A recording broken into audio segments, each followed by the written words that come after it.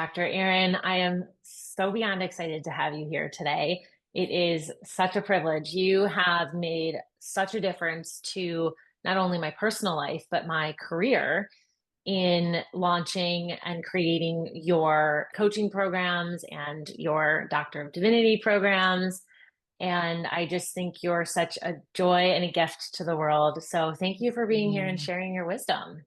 I'm so proud of you. You have no idea. Thank And you I'm so so much. happy to connect. And yeah, it's just an honor to do this work, Yeah. truly.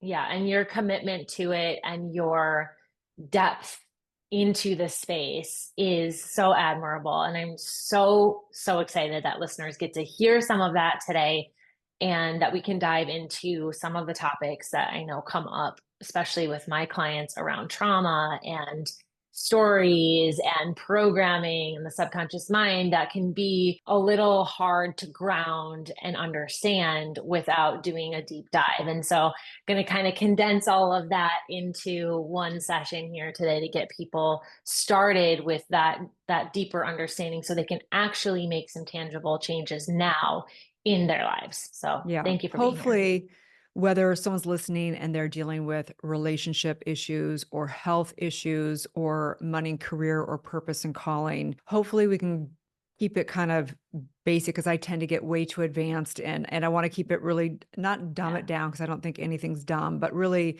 make it tangible here for people to really get how profound the deep dive work of the subconscious and soul clearing and trauma healing and stuff is so that they can manifest and actually restore their free will to not be in stuck patterns and do the insanity that we've all been through over and over again in our lives.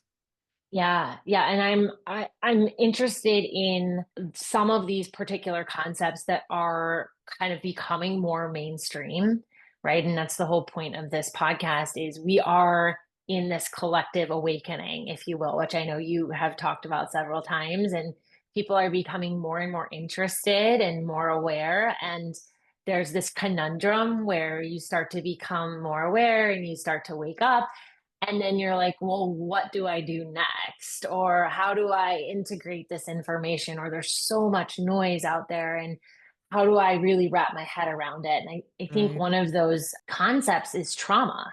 There's so much talk about trauma. And I love the way that you approach trauma. And I love the way that New Thought, community in the spiritual space thinks and talks about trauma really from not only a spiritual lens, but connecting it back to science and how Yeah. it impacts us on a biological level, a cellular level. And so, for those who don't know, I went through Erin's spiritual psychology program, a coaching certification, which congratulations is now ICF certified, which is Yes. incredible. Mhm. And I learned this completely different perspective on trauma. For me, I had always thought even with a background in psychology, that it was these bigger things that we talk about in the program, like war or car accidents or death. And I learned in the coaching program that it's so much more than that. And so I would love for you to share, your definition or new thought definition on what trauma actually is from a spiritual perspective and how that impacts us in our lives. Sure. So back to you were kind of talking first about this spiritual awakening and kind of we're going through what I would consider the greatest awakening because we've gone through kind of what you might call the dark ages, really being asleep in the whole world and having, an era and many eras, many hundreds of years of kind of really not coming to truth on this planet. So one, I just want to acknowledge anyone listening, no matter if you are wanting to manifest your dreams or whether you're just literally suffering so greatly because you're in so much pain, whether it be a dysfunctional relationship or addiction or whatever's there, that going into this conversation applies to everyone. And it's kind of weird Mhm. because I think people think, again, like you said, let me say over and over that trauma is a really misunderstood term. People think it's only if you were in a war, a car accident, or raped, or death, or something like that. And from a spiritual awakening perspective, it is that which has divided the subconscious mind. So all limited belief comes from trauma, all kind of stuck patterns, all the dysfunction, all the limited beliefs. And so we have to know that what is trauma? Trauma is not what happens to you. Trauma is Mm, what happens within you. So it could be something as simple as, getting in an argument with a friend on the jungle gym as a kid. And what happens is, just to break it down really succinct, you're a spiritual being. You are a creator. We're each creators. And so the moment something happens or something doesn't happen, and we assign a negative meaning to it, we instantaneously begin to create frequency and vibration at a cellular level, at a subconscious level. And if we're really upset about it, it goes into the category of a trauma, because the frequency and vibration goes so high that literally the entire, every molecule, every cell is being communicated. And then what happens is we make a decision. I'm not mhm, enough. I'll never love again. Something's wrong with me. Life is hard, whatever it may be. And this actually is what we call a command. It's a negative command, and it literally tags the epigenetics through, we're living a mental universe. And this mental picture of that time that, you had an argument with your friend on the jungle gym now becomes something that plays out like a program in your life over and over again. And then you think, why do I feel alone all the time when I'm around friends? Because this concept of maybe I'm alone, no one understands me, whatever that is, we all have our commands. And so people need to understand that these defining moments called trauma is something that every single person, if they want change, if they want transformation, if they want success in the different areas of their life, they have to deal with this core work, which is their identity, their false mm. identity, and their limited beliefs. Yeah, I think in the program you defined it as 5 minutes to 24 hours roughly of like this Yeah. very heightened negative sense of emotion. And yeah, we create our own explanation in that moment, Mhm. right? And then we hold on to that going forward. And then our subconscious mind, anytime it recognizes anything similar or feels similar in the body, that belief gets triggered, but it's so deep and it's so beneath our conscious awareness. And Yeah, so whenever I go into the trauma work that you taught me with my clients, they're always so surprised at what's there, because I think that's the other part of trauma that people don't realize is it is subconscious. that's right. And what people aren't talking about when they go, I want to manifest. And they're like, the biggest thing to manifest is actually doing the trauma work, because it's actually, most of the manifestation work is getting out of the way. And because you're naturally an Yes. abundant, like abundance is your nature, your vitality, high energy is your nature, loving is your nature. Like this is the natural way. But the trauma and those limited beliefs and those basically inverted energetics at a soul cellular level is what's actually holding people back from being able to manifest exponentially. Yeah. How did you get into this work? Give us a little background. Let's go back Sure. in time to Yeah. how you birthed Because your I own was a purpose. disaster. That's how I got into the work. I came from a dysfunctional upbringing. My mother was an alcoholic. My father went out and had another family. Parents got divorced. I was a latchkey kid, basically in junior high, living pretty much panhandling on the streets. Did my first drugs and alcohol in junior high. Luckily, I didn't like drugs and alcohol, but slept with boys and all the trauma, all the dysfunction. And then I was date raped in high school. I had bulimia from 17 to 20. And then I went, okay, I need to clean up my life. I need to like figure out something. So I thought marriage would solve my problems, because that's what I saw in Mm, movies. And then I got yes. married and I got pregnant and I had a full term stillborn at the age of 22. And as we know, what is our greatest trauma becomes our greatest blessing, turns into our purpose and calling, which is really the formula that came out of it for me, that I help so many across the world understand that as we, having a stillborn was what actually sent me on this mission, which gave me a life beyond my wildest dreams. So, how I got here is by being broken, being codependent. Also, I was very much codependent for years after that. Had to heal my codependency, had to heal my trauma, I had no support and no real organization. I was Mm, dyslexic and a mess. And then I go, oh, and then I started healing and healing and healing. As Joseph Campbell says, the student becomes a teacher. And trust me, if Mhm. I can do this, anyone can do this, because I was just like a mess, front to back. And the work works if you work it, as they say. Yeah, yeah. And then tell us about what transpired for you next in that healing transition. What have you been able to do for yourself? Yeah. So what happened was, at first I had no money. So I was like, well, how do I heal? So I just started kind of like reading some books and trying to heal. And then that kind of went into the next thing.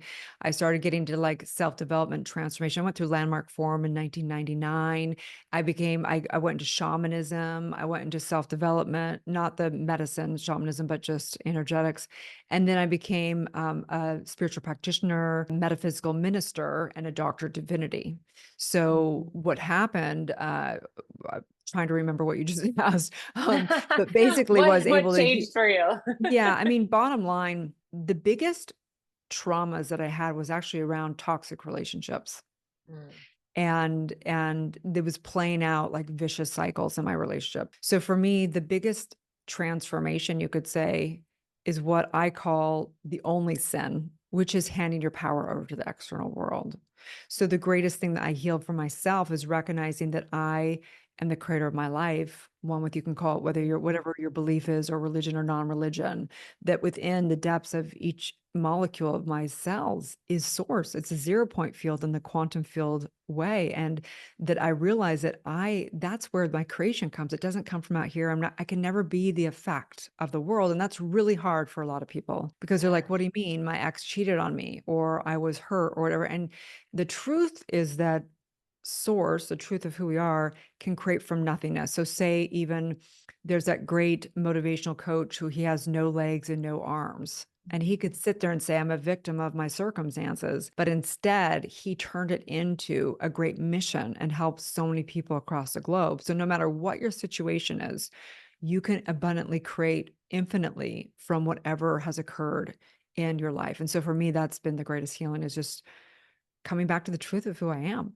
Yeah. Ugh. And it's so hard, isn't it? It's just so hard in the human experience to continue to come back without without a practice, without clearing out that programming, without healing that trauma. And I know And to add to that, yeah. I've found over decades of working now with clients and Mhm. doing the trauma work, that you can do your trauma work, but we are habitual beings. So we have to have a Absolutely. daily spiritual practice to get our mind right and to align to our truth, regardless if we're no longer just being reactive from the trauma that's happened in the past.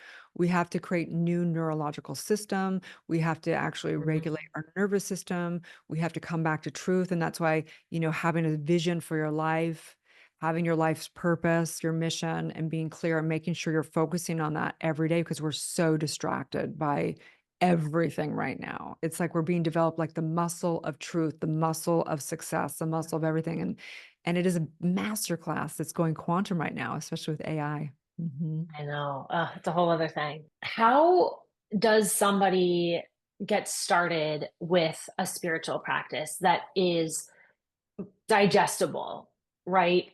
But also can be impactful. So somebody's Sure. starting out in this awakening journey and they're like, oh my gosh, I'm listening to you talk and I'm realizing I have all this stuff I probably need to heal and I'm codependent and I'm showing up every day in the same exact Sure. way. What is Mhm. something I can start doing in the morning or throughout my Mhm. day to start to shift some of that and start to reprogram those neural networks? Sure. So, I mean, we know it scientifically now. So it's not some woo woo thing. And we're not just like, oh, yeah, just go do whatever. Like science is, thank Yeah. goodness, is catching up, and we're merging with science and psychology and spirituality Mhm. and unified physics, and everything is coming together, which is so awesome.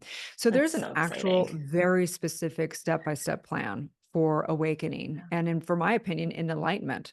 And that might be like, wait, well, no one can be enlightened. Yeah, we can be enlightened. And we can also be not just a monk in the hills of Himalayas. So there's Mhm. a step by step process. In my opinion, the most important work that we do is the trauma work, because Mhm. it's like a hack.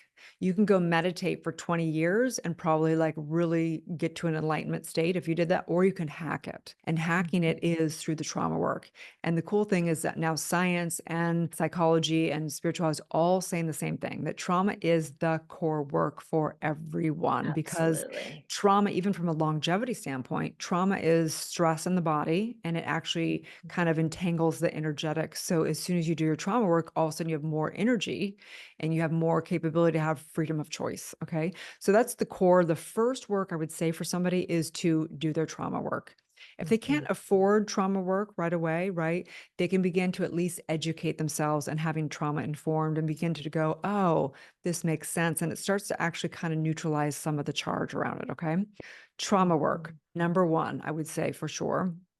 Then, of course, you want to have a daily spiritual practice. Science shows us that 20 minutes in the morning and 20 minutes in the evening of meditation, not necessarily guided meditations. Okay. You want to make sure that you're either doing like a heart rate Mhm. variability, where you're actually, this is science now, where you're actually merging the heart and the brain so that it is coherent and you're actually helping the neurological system. So 20 minutes in the morning, 20 minutes in the evening. I always say to people, if they could do 11 minutes of heart rate variability and then go into a silent meditation, is really where you Mhm. put your big girl pants on and start actually merging into the oneness. Okay. So Yeah. those are some basic things that you can do. Mhm. The third thing I'd say for sure is having a support system of like-minded people that aren't dragging you back into the drama, dragging you back into the gossip, but rather are holding you, recognizing that you're the creator of your life and that no matter what's happened, that you have the ability to innovate and create something new for yourself. So I would say those are the three core, like if you were to say the basics of basics around it. Mhm. Yeah. Yeah, something that was really helpful through the coaching program for me was a concept I don't know if it's a concept or maybe just a tool, a process that you developed. And it's this idea around when you're noticing that emotional trigger, right? When you notice that heightened emotional state, really sitting with yourself and writing or listing out as much as you can until you have nothing left, really, what are you actually upset about, right? And kind of working Mhm. through, what am I upset about, what am I upset about, what am I upset about, because at the bottom is always that thing about ourselves that Totally. So connects back. emotions, I don't know about you, but for me, for sure, it was, I had so much judgment around like, oh my gosh, I'm Oh, having a negative thought. I need to change that. And it doesn't yeah. work. And we know that the positive movement is great, but it also has been one of the most toxic things we've had in our culture, because Hmm. it's spiritual bypassing. Like, you Yeah. have an emotion because your true self is trying to direct you to your relative truth. There's ultimate truth, like Hmm. energy can't be destroyed, we are eternal, but there's relative truth. What works for you in relationship, what works for you in money, what works for you in how people deal in communication is going to be different for each person. And so every time we have an emotion, we call this the upset worksheet. As you know, we train the coaches in many processes. E4 Hmm. trauma method is just one of them, in regressions of this lifetime or past lifetimes. You don't even need to believe in past lifetimes. You're born into the memory of your lineage trauma. We also do quantum manifesting by doing that process, but we also have many processes. And what you're talking about is the upset worksheet, because Hmm. every day, if you're human, you have some kind of an upset at some point in time in the day. And Absolutely. instead of Yeah. being like, oh, this sucks, life's hard, or oh my gosh, what's wrong with me? Instead, it's like, oh, this is telling me what my truth is. Every relationship and every circumstance is the opportunity to discover what we like and what we don't like and what our truth is. And so when you Hmm. actually begin to, and we do like over and over, what regarding the situation, what are you upset about, and we basically acknowledge and vent, if you will, without a story, but just acknowledging what's not in your truth. And then all of a sudden there's this revelation around, oh, well, this is my truth. And so thank you, ex-boyfriend. Thank you, this person. Thank you for that terrible driver that was flipping me off. Thank you for, showing me what my Yeah. truth is and helping Yeah. me reveal that through the situation. And knowing, Yeah. so this is an important distinction, because we talked about trauma, which is the core, where the core Mm. limited beliefs come from. But up, and you said, remember, you said it's between 5 and 24 hours of like a real Yeah. big upset that creates that trauma, that is that command that is literally like placed into the subconscious mind and plays out like puppet strings. But there's Yeah. also upsets. So in this emotional and energetic mastery, an upset's very important to handle. We shouldn't just Mm. swipe it under the rug. And the reason why is because upsets over time, they turn into sadness, apathy, and depression. Because Mhm. what it is an upset is basically saying, hey, I can't create what I want to create. I want life and people and places to be different than they are, which we know is the gap of suffering. So Mhm. upsets are super important to realize no matter what you're upset about, if you accept the person, place, and circumstance as they are, and you go, huh, who do I need to be to either change or put myself in a new environment or whatever it is, then all of a sudden you have restored your power. And sadness and depression is when somebody doesn't believe that they can create what they want to create in life. Mhm.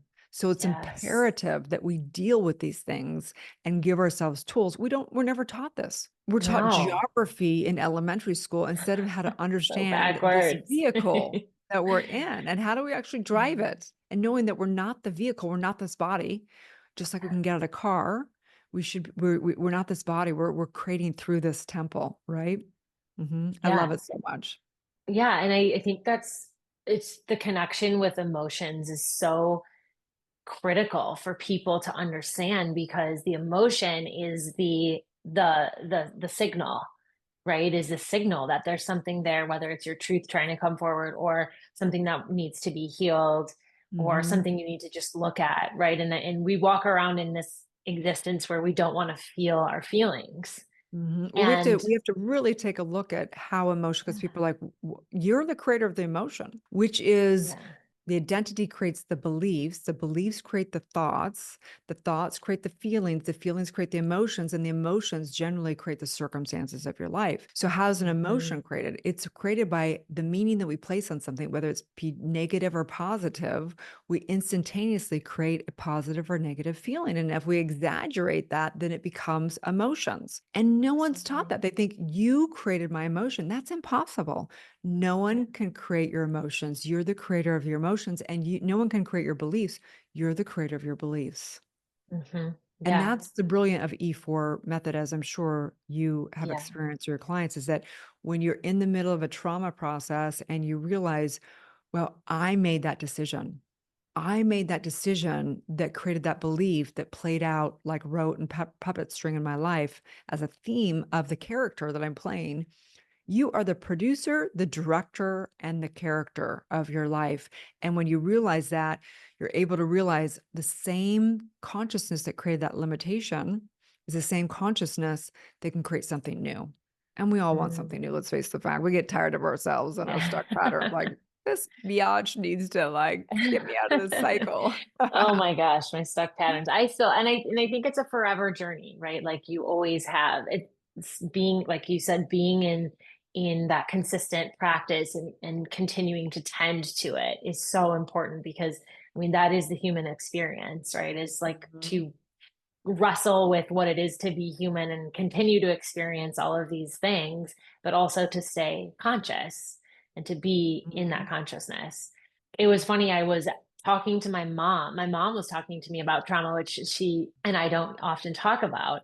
And I was talking to her about the E4 trauma method. And I was saying how, I was giving her an example and I was saying that time when you're at the mall with your mom and you get lost, or your mom turns away and you get lost, and then you hide under the clothing rack, and all of a sudden you decide like you're alone and you can't count on people and you can't trust other people, and you in that moment create these divisive beliefs that are so Mhm. subconscious that you carry forward. And my mom said, did you know that that actually happened to you? Oh, And I was like, wow. what? She was like, yeah, you got lost at the mall. And I've been using that example with my clients over and over again when I introduce the Wow. E4. And Yeah. there's another subconscious layer, right? It's so deep in who we are, and it becomes our whole Mhm. story. So I'm glad that you brought up, kind of working through that over and over and over again, because I Yeah. always found there was so much more there. One Yeah, thing and I you think mentioned. people also need to realize that this is like a master class, and you Yeah, go, the yeah. work's never done, but we have to recognize that this is a computer system. Literally, they now have Mhm. they can download like books on the DNA. Like it's literally a computer system. We are Amazing. literally in the Yeah. matrix. We're not these bodies. We are spiritual beings. And so we have to know that whatever we create, and like you said, it's never done because every day is a new day and there's cycles and the sun comes up. But every day we are creating what becomes automated, Mhm. and so it never changes, but it does evolve. The things that we've done, and once you begin to really truly know truth or stop gossiping or stop complaining or whatever, it becomes a habit and you don't have to think about it as much because it's just a natural habit. So it Yes, doesn't stop, but it does evolve. And so absolutely. when you've put healthy habits, then you don't have to try as hard to do it. So Yeah. it does evolve. It does change. I mean, it doesn't change because we're always working and growing and evolving, but it does evolve and change, Yeah. which is good. Yeah. Like anything else in the body, in the mind, right? Like going to the Hmm. gym or running a marathon or whatever, eating healthy, it's just takes maintenance, but it becomes more of Hmm. a maintenance than a big shift. For Yeah. sure. Absolutely. You're such a wealth of knowledge. I have like a thousand things I would love to bring to the audience, but you have a book. Well, do you have two books, multiple books now? Or are you working on? I have one book called Awakening. It's a Yep. 40-day plan, which is really a great way. And you talk about how someone could start. They could start there because it really does part of the education and the awakening and the epiphanies begin, which is really good. But you want to be Yeah. cautious because when people like start knowing the truth or they start whatever seeing Yeah. spirituality, they start preaching almost but they haven't Yeah. embodied it yet. So it's like you have to Hmm. make sure you actually do the work, the Hmm. processes and the regressions along with the education. But that's a book they could totally get for sure. And it comes with 40 guided meditations and worksheets, journal worksheets, and everything like that. The other book that I have is actually like a complement to the 52 Universal Law Oracle cards that you're the Yes. oracle. It's really understanding how you can create and really actually you can see patterns and actually predict things very easily because humans are very predictable when you understand Yeah. universal law. Mhm.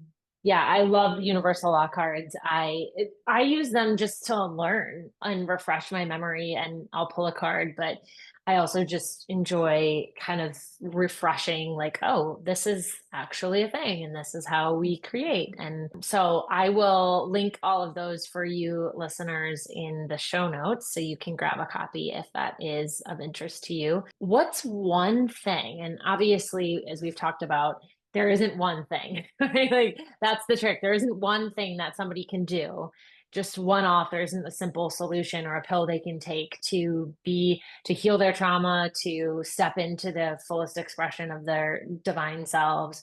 But what's one step or one simple practice that somebody could start doing, maybe in the morning, to start to bring a different level of consciousness and a different frequency to their day and to their pattern? Mhm. I do think that there's one thing. I mean, before even answering your question, I think the one thing is getting fully committed. Mhm. Like, and Yeah. commitment happens. It's kind of like a diet. We know diets don't work because they're diets. Mhm. But what happens is when we powerfully decide, I'm sick and tired of being sick and tired, I decide from this moment forward. And we don't know how. We don't know what Mhm. we're going to do for changing our food or going to work out, but we decided. And then it Mhm. changes from there. And I think that that's the most powerful thing someone can do when they are wanting to awaken. And what I would say awakening comes down to one thing and one thing only. And it's knowing that you're the creator and not the effect of anything of the world.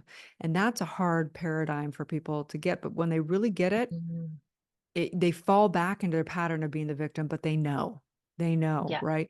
So I would say, a cliche, but I think it does work is gratitude, because Mhm. as hard as this one area of our life could be when we wake up in the morning, like maybe we're struggling to actually create that business that we want, or our relationship isn't going how we want, we can find something to be grateful for, whether Mm. it be, geez, I'm just so grateful to have a home that's safe. And I'm so grateful to have the food that I have in my refrigerator.